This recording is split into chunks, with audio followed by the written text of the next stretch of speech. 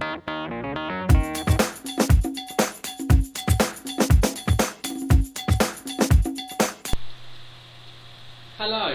and welcome.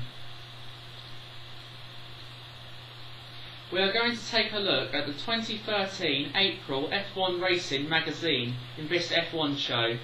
So here we go. And the front page looks like this.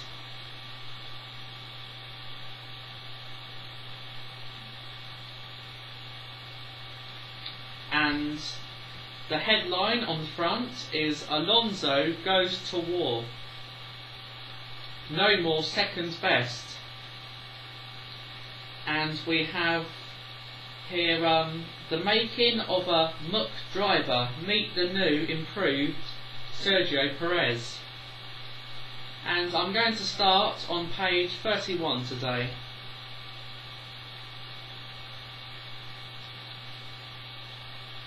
Okay, here we go.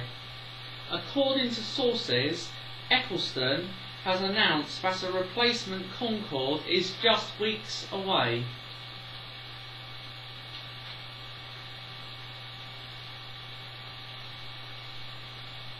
And is Alonso capable of bettering the incredible efforts of his 2012 campaign? Domenicali certainly believes so.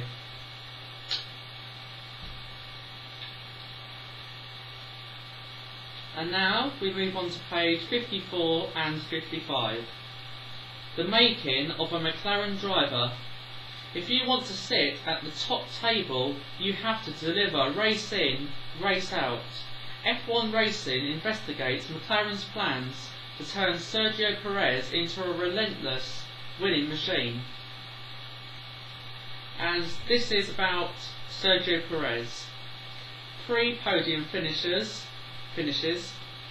fastest lap around the streets of Monte Carlo, a 2012 haul that would please many mid-grid drivers, but it wasn't enough to shield Sergio Checo Perez from a hail of small arms fire over the winter following his high-profile transfer to McLaren.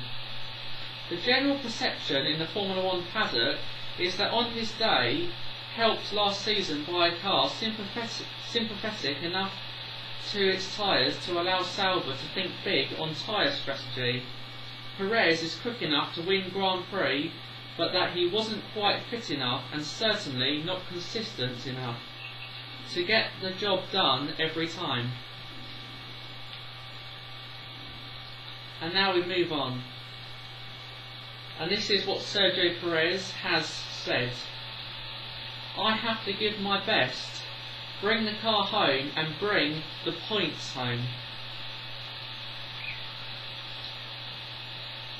And now we move on through the magazine. And this is about Romain Grosjean, the Lotus driver.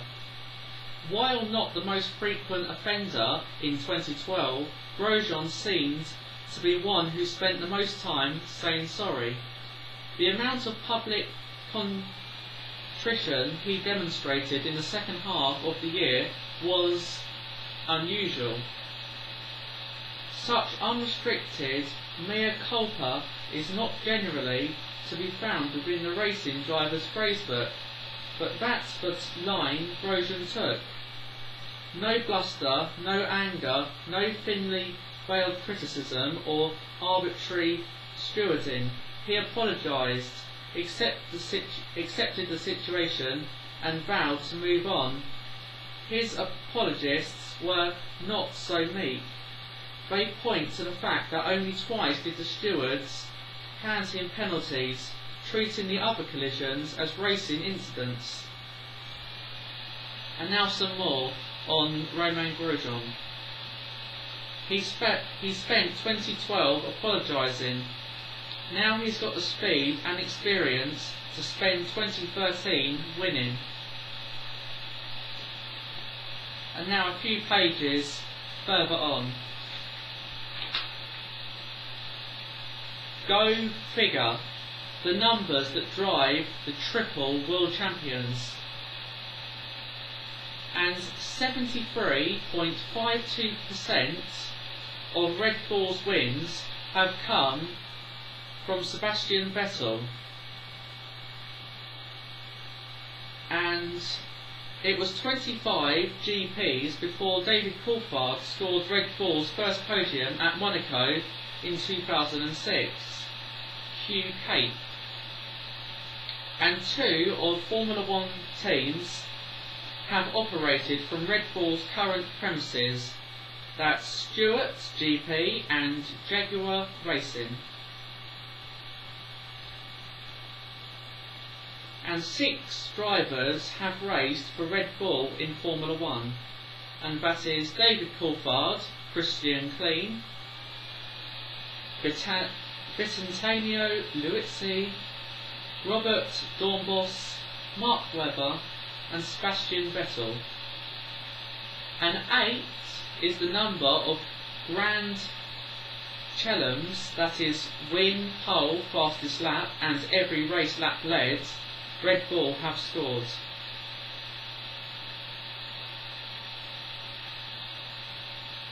And 59 races have been led by Red Bull, of which 34 have resulted in race wins and an amazing 57% conversion rate, that is. And now we move swiftly through the calendar, swiftly through the magazine, sorry.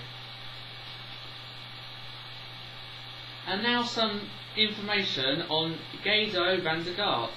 And this is his CV. These are some bits of his CV here. He was born on the 25th of April in Rhenen, the Netherlands, and that was in 1985. And in 2001 he entered the Formula Super A karting and came 5th in the championship. And later on, in 2011, in the GP2 series, he came 5th in the championship, and in the same year, in GP2 Asia, he came 3rd in the championship. And in 2012, just last year, in the GP2 series for Caterham, he came 6th in the championship with 2 wins. And in 2012, he was also a Formula One test driver for Caterham F1 team.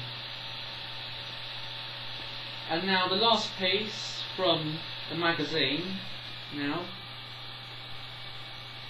And this is the Chinese GP preview, which is of course the next Grand Prix, which comes up and is held from the 12th to the 14th of April 2013. And F1 stays in the Far East, where a true picture of this year's competitive order starts to emerge, despite the unpredictable effects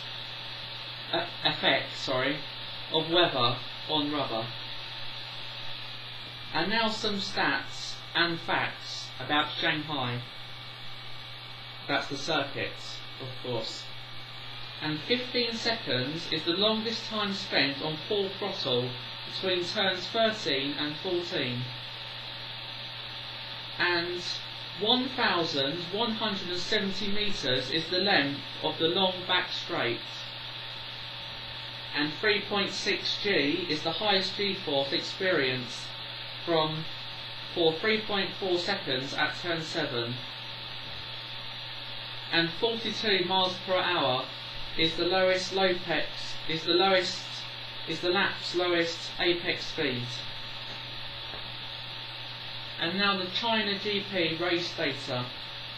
The circuit is Shanghai International Circuit, and the F1 debut for the circuit was in 2004, and there are 56 laps in the race.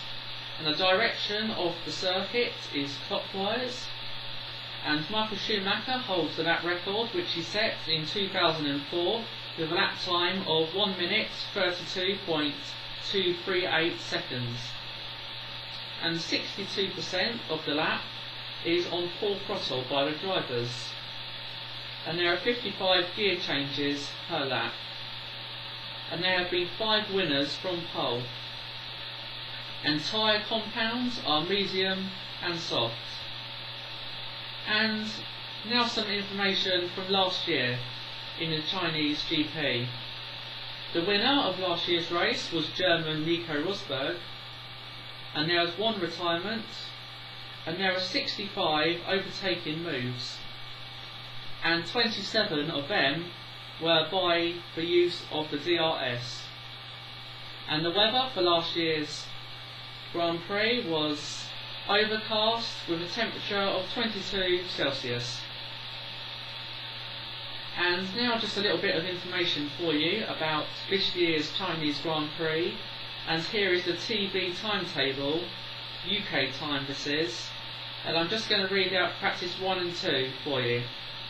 Okay, practice 1 and 2 are shown on TV from practice 1 is on Friday the 12th of April at 3 AM to 4:30 AM, and practice 2 is held from 7 AM to 8:30 AM.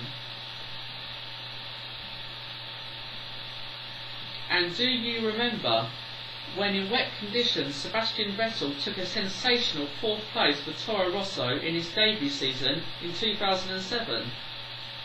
It made up for his misdemeanour just a week earlier in Fuji, when he crashed into the back of Red Bull's Mark Webber while running behind the safety car. That's all we have time for today, but thank you very much for watching, and I hope you enjoyed this F1 show, and I'll be back with my next F1 show this Sunday at 1 PM. Thanks for watching, and bye for now.